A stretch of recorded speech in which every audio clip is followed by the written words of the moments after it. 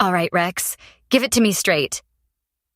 The two most realistic first IT jobs for a total beginner. No sugarcoating. Help desk technician and IT support specialist. Same job, different font size on the business card. They're both first-line support. You're troubleshooting hardware and software for users who forgot how a mouse works.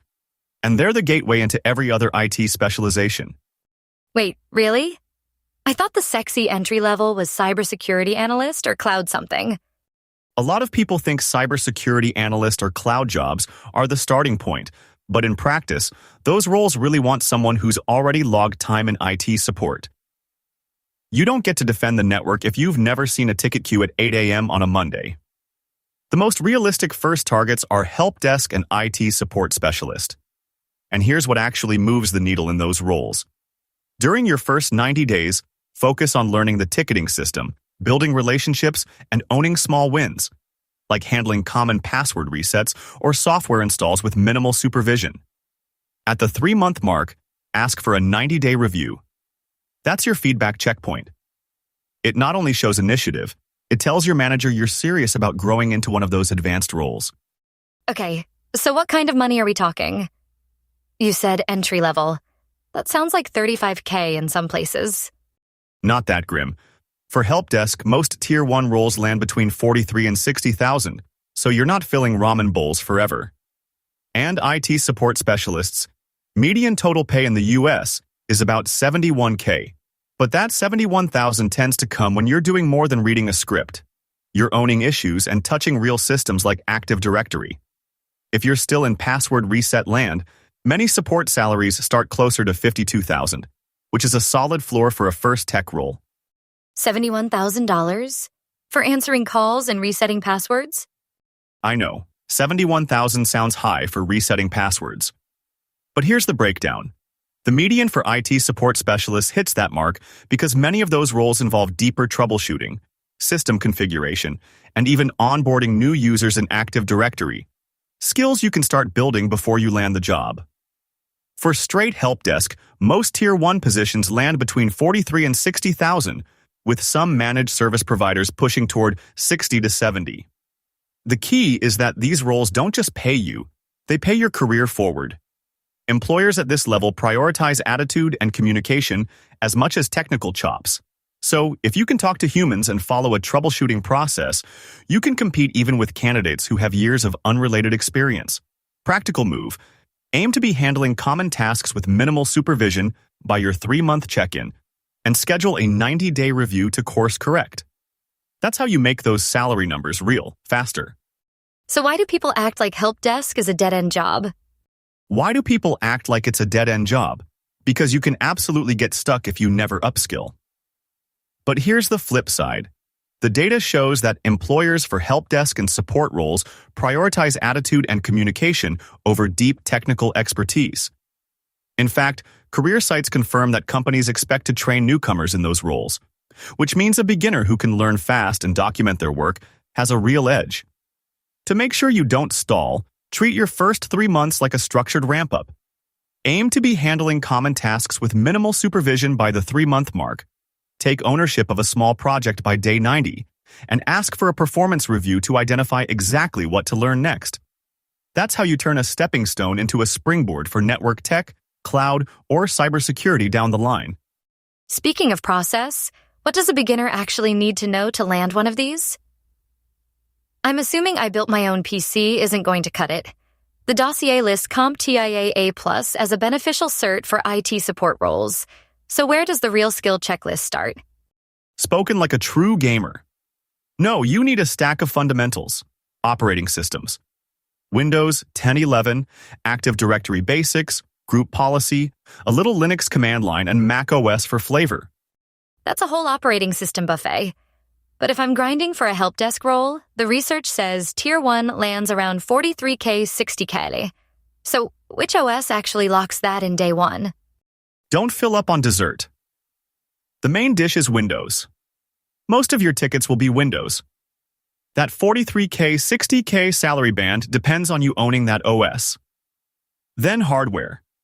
You need to know what RAM looks like, how to swap a power supply, troubleshoot postcodes.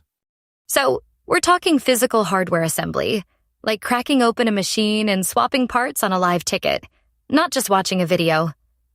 The Coursera piece says desktop support specialists set up workstations and troubleshoot hands-on, and that role can step to systems admin. Is that the move? Enough to not fear opening a case. Networking basics. IP addressing, DNS, DHCP, what a router does versus a switch. OSI model, at least the first 3 layers. And that model is baked into CompTIA A network and CCNA, which the Robert Half article says can make you a strong candidate for NOC technician roles. Okay, OSI model. I've seen it in every Network Plus prep, but is it actually used on the job? A NOC technician monitoring networks and responding to alerts might need to think in layers to isolate a cable issue from a DNS problem. So does that mental model really pay off day to day?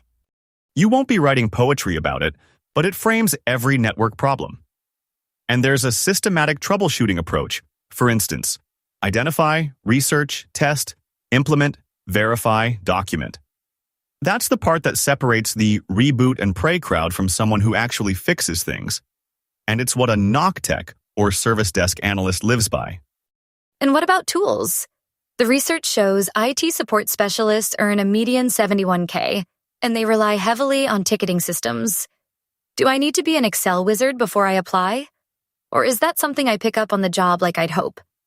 Excel helps, but you'll live in Microsoft 365, Word, Excel, Outlook, Teams. Ticketing systems like Jira or ServiceNow. You'll learn on the job, but knowing they exist is a plus. Remote desktop tools, RDP, TeamViewer. The 71K median isn't for spreadsheet jockeys. It's for people who can actually resolve a ticket with that stack. Okay, so we've got the tools. But which job titles should I actually be typing into Indeed? There are like 300. Instead of typing it and getting buried, zero in on the jobs built for beginners. Help desk technician, IT support specialist, IT technician. Those 3 have consistently high hiring volume. Companies expect to train you, and they care way more about your communication than whether you can recite every Active Directory CMD-let on day 1. Service desk analyst and desktop support technician are also solid targets, especially at places with formal onboarding programs. The strategy is aim where attitude beats deep expertise. And the pay on those? I'm not trying to work for free after all this studying. And you're not working for free. Tier 1 help desk lands around $43,000 to $60,000 in most markets. And if you get on at a managed service provider in a higher cost area, you might push $60,000 to $70,000. IT support. Specialist roles I've seen starting right around $52,000 a year. Not retirement money, but it's a foot in the door that pays the bills while you level up. What about that NOC technician thing I keep seeing? That sounds more network-focused. My inner nerd likes that. NOC technician is a great option if you actually have a networking foundation. Robert Half listed it as one of the best entry-level IT jobs for 2026, but you'll be monitoring critical systems and responding to alerts in real time. It's fast-paced. To be competitive, they'll want to see CompTIA A Network Plus, or that you're actively working towards CCNA. So if networking excites your inner nerd, it's a solid target, but you've got to bring the certs. Another cert to add to the 6-month plan. But for the actual first 3 months on the job, what's the day-to-day going to look like? I'm picturing me drowning in tickets and my boss already side-eyeing me. That's the 90-day rule. It's real. Most companies treat the first 3 months as a probationary ramp-up. They don't expect you to know everything on day 1. But here's where most beginners fail the 90-day mark. They don't set personal goals. So do this.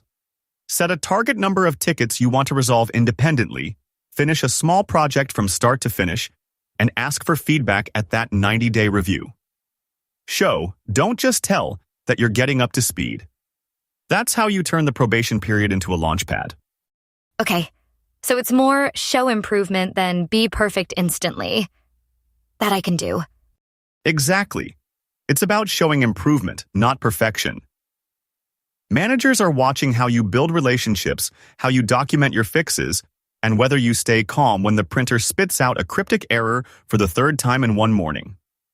Those soft skills are the differentiator that turn a newbie into the person they want to keep after the 90 days. Speaking of first 3-month expectations, I was looking at some entry-level data roles. Like at Startup Ladder, they talk about learning media industry terminology and proprietary analytics platforms in the first 3 months. That's not typical IT support, but it's a real entry-level path. Here's the transferable move. Document your own onboarding in a wiki. That's the IT support version of learning how to learn, and it shows initiative right out of the gate. Right. It's a different corner of tech, but the principle's the same. They expect demonstrable learning. In the support world, that means getting comfortable with a ticketing system, doing walk-up support, and not blowing up the network when you're staging 15 workstations. Desktop Support Specialist. That's the title I keep seeing. Hands-on hardware, setting up new workstations, troubleshooting at desks. That's basically me finally getting paid for building my own PC. And it's a clean stepping stone to systems administrator. Coursera's data shows the median total pay for IT support specialist overall is around $71,000, but entry-level starts lower, then climbs fast once you have real troubleshooting reps. Exactly. And that's why you track everything. Every closed ticket, every workstation image. So when you're sitting in a review, you've got hard data that shows you're ready for the next level. So, month 1, learn the ticketing system, shadow someone, ask 100 questions. Month 2, start handling easy tickets on my own. Month 3, close a small project or at least prove I can survive a full shift without hand-holding. And I'll document all of it. Resolved X tickets in month 3, set up Y workstations. So I've got negotiation ammo for the 1-year mark. Perfect. And be sure to ask for a 90-day review. That feedback is gold. It shows you're serious about growth and gives you a clear map for months 4 through 6. You mentioned cybersecurity assistant roles earlier. I thought security was for seasoned pros with beards. What does entry-level actually look like? Is there a true foot-in-the-door role? Some entry-level security roles exist. Cybersecurity analyst. I sits around $65,000 to $85,000 in 2026. You'd be running vulnerability scans with Nessus, tracking patches, updating NIST framework docs. But that's a few certs deeper than A+. I'd say do a year or 2 in support first, then pivot. Okay, I saw Cloud Solutions Architect listed at $85 to $120K in a salary article, and I know I can't just jump there. What's the realistic path? Get a support gig first, then cert up? Not unless you've already got AWS certifications and a portfolio of cloud projects. That number is real, but it's for people who can actually design infrastructure. Don't chase the big dollars yet. Get a first gig that pays you to learn. Even big retail companies like Target have technology leadership programs that expose new hires to supply chain and cybersecurity teams. And whatever you target, the gap between a 3-month job hunt and a year-long one usually isn't certs.